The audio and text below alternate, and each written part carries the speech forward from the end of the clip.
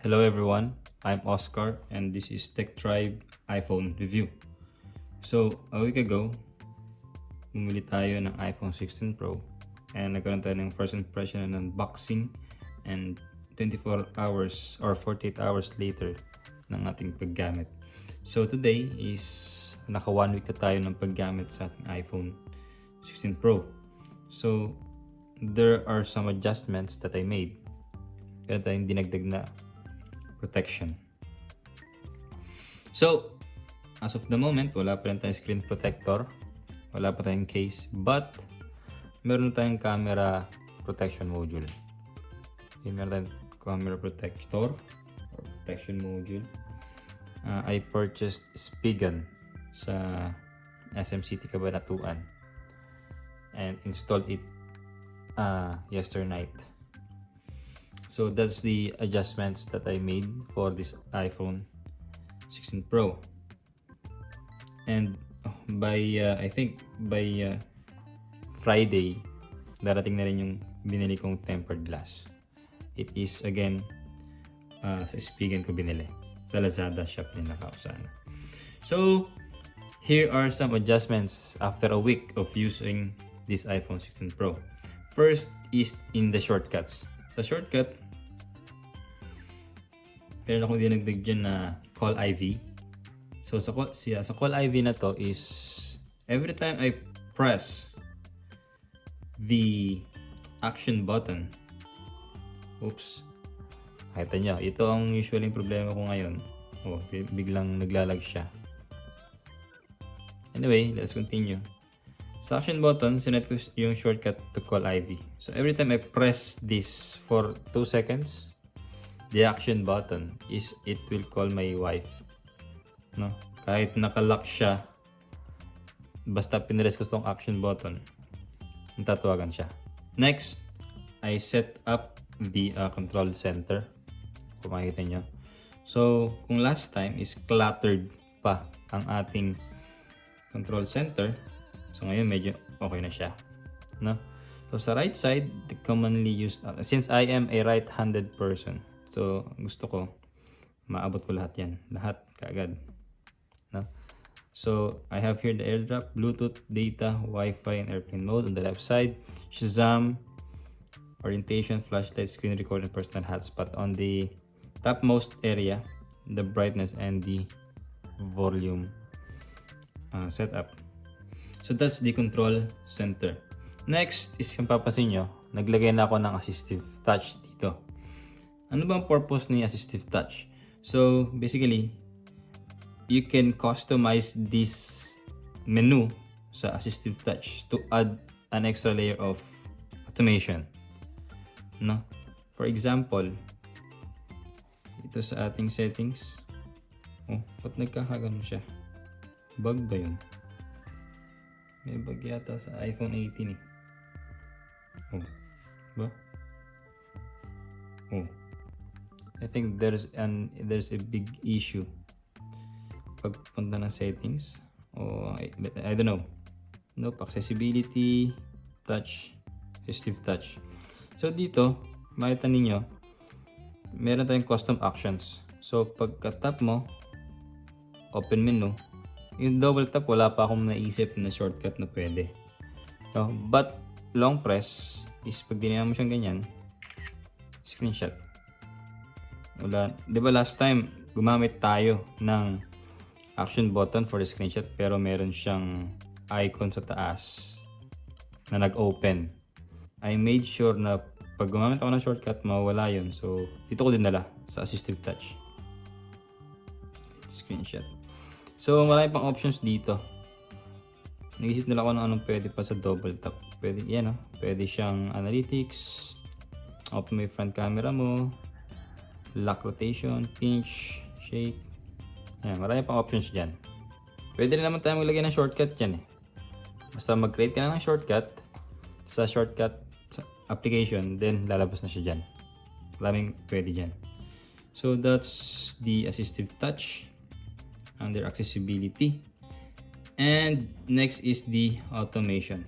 So automation naman, I made sure to automate some of commonly tasks na ginagawa natin. First is so itong shortcuts, meron tayong automation dyan sa baba. So commonly, ang karamihan dito is about the battery, no? So sabi dito, pag nag-charge ako, magsasabi siya ng charging. Pag nag-charge ako, ayun ang sabihin niya. So kapag umabot naman ng 100%, magsasalita rin siya. Battery fully charged. Okay. Battery fully charged. Pag 50% na, magsasalita naman siya. Battery at 50%. O, di ba? Automatic yan, mga tropa. Ito naman, is mag-activate siya kapag ka nag-below 20% na yung kanyang battery. Sabihin niya, low power mode activated.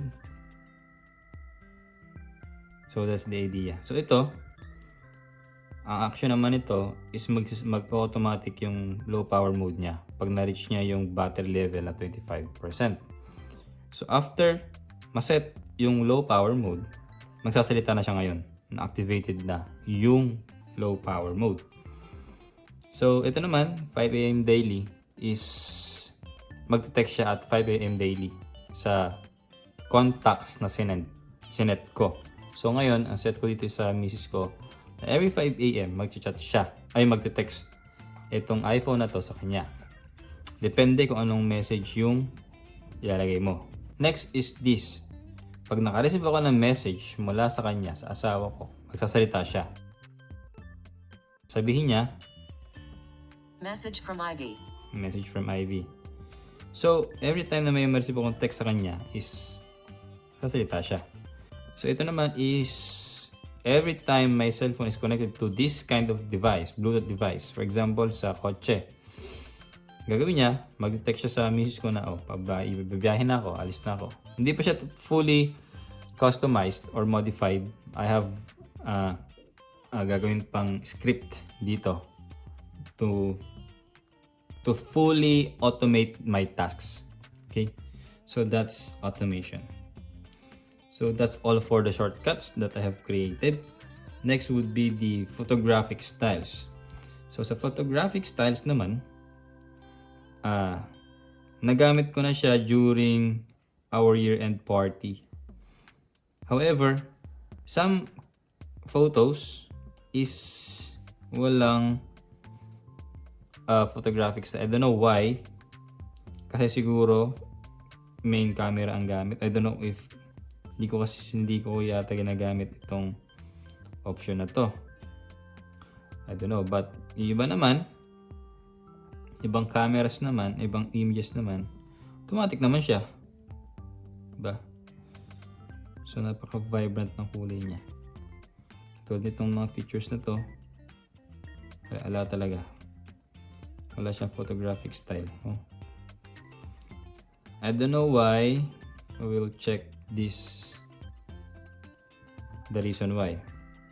Nung na-experience ko to, I made several adjustments on the camera control camera settings, no? Pero yun nga, hindi ko na maalala kung ano yung ginawa ko. Okay. So ito yung mga pictures ng aming year-end party. Ayan, okay naman siya. Wala talaga siyang photographic style. Ito yung year-end party namin sa office. Pero pagdating sa may year-end party namin with my relatives, nagkaroon na siya ng styles. I think it's because of the settings dito pala. Last time kasi naka-most compatible siya. Hindi yata gumana pag naka-most compatible yung kanyang camera settings. So ginawa ko, binalik siya sa HEIF, H-E-I-F. High efficiency yata ito. So, yun ang nakita ko pala. Nakita kong adjustments dito sa ating photographic styles. So, ayun, dati naka-pro yata ito. Pro, Pro-Raw. And, okay naman siya. Ngayon, lahat ng camera setup, lahat ng camera shots ko is meron na siyang photographic style, hopefully, di ba?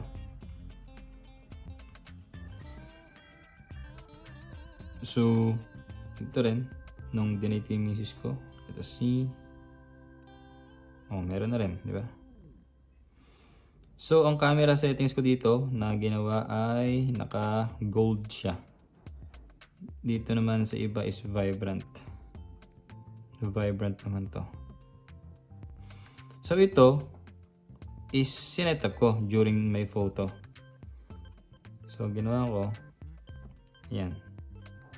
Ito kasi naka-automatic.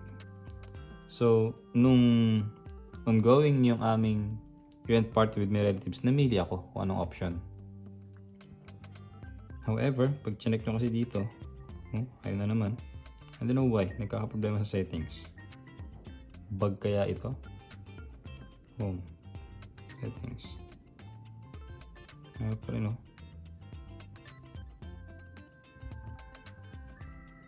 What's the reason, Apple? So, yun ang na-experience ko dito, sa ating iPhone. And so, every time na i-open natin yung camera app niya, mainit talaga siya. Mainit siya. Okay na ba itong settings natin? Yeah, okay na siya ulit.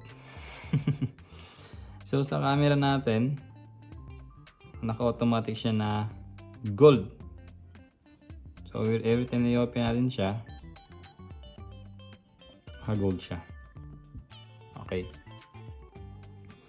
So, that's the camera, the photographic style na ginawa natin. Naka-gold siya. So, next would be the battery experience ng iPhone 16 Pro. So, pagka magka-video call kami ng misis ko, is talagang mabilis yung kanyang, not totally ganun kabilis, pero ano yung kanyang pagbaba ng charge is yung drain ng battery sana ay mas mabilis sa usual. I don't know kasi siguro video call siya instead of chatting lang. Alam naman natin na pagka video call it consumes a lot of apps sa iPhone. And then it is connected via LTE. So na-experience ko na pag naka-LTE ito or naka-data, mabilis talaga siyang malobat. So the plan here now is to buy packet Wi-Fi. Bili ng packet Wi-Fi na 5G. Para hindi tayo nag-data. Kasi I think pagka ganun na setup natin, madali bumaba yung ating battery health. So ngayon, battery natin at 100%. Cycle count 6. So parang lumalabas sa atin is 1 cycle count per day. Okay, parang yun lumalabas since 1 week na to eh. So I have 6 cycle counts, 7 days. Yeah, para siyang 1 cycle per day. So that's the battery experience dito sa ating iPhone 16 Pro. Ang last naman is si Apple Intelligence. So, si Apple Intelligence was set up pagka daw i-pinress mo yung ilalim, magchat-chat siya, magtatanong siya kay Siri. And dito naman, pag pinress mo yung camera control button ng matagal, ma-activate ang kanyang Apple Intelligence. So for example, kuha tayo ng picture natin to, This is an Anker power bank. Pinicture natin siyang ganyan. Then search natin. It will search Google. May mga lumabas na charger. Oh, di ba? Ito siya. Anker 60 watts 2-port USB charger. Yeah, ito siya. Ito yung aking charger. Testing pa natin itong Lanzi. I don't know kung makikita niyo yan, That's too close sa ating camera. Pero let's see. Oh, di ba? Lanzi wireless lavalier mic. Portable mic. Testing pa iba. Ito. This is my mouse. Search. Logitech mouse. Testing naman natin pagka tanongin natin siya kung ano yan. Asking GPT kung ano ba ito. Let's see kung magkaka-error. So sabi niya, it is a Logitech wireless mouse often used for its ergonomic design. This model likely features customized buttons and adjustable device settings, catering to different users or user preferences. So that's Apple Intelligence. Ito, nail cutter. Check natin kung makikita niya kung ano to. Oh, di ba? Nail cutter nga, ano? Kuha niya rin. Ito. It's may watch. Search. Ito rin. Kuha niya rin, oh. The exact model of the watch. Testing natin itong aking kabango. Vesper by Father and Son. Search. Di ba? Ayun din siya, oh.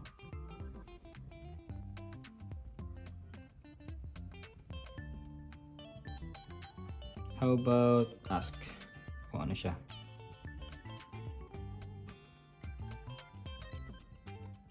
Vesper EDP concentrated fragrance offers. So yan ang sabi ni GPT, oh. Okay, how about the other one? Other pabango from FNS. Skyfall, then search. Yun, diba? Ito siya, Father and Son, Skyfall. Pag tinanong natin siya kung ano to, asking ChatGPT. Ayan, yung sinabi niya. So that's my 1 week use of iPhone 16 Pro. We have tackled the camera protection module or camera protector, which I bought from Spigen, and the shortcuts that I made. Shortcuts, automations in the control center, the assistive touch, the photographic styles, the battery experience, and the Apple Intelligence. So yeah, thank you for watching. See you again next update.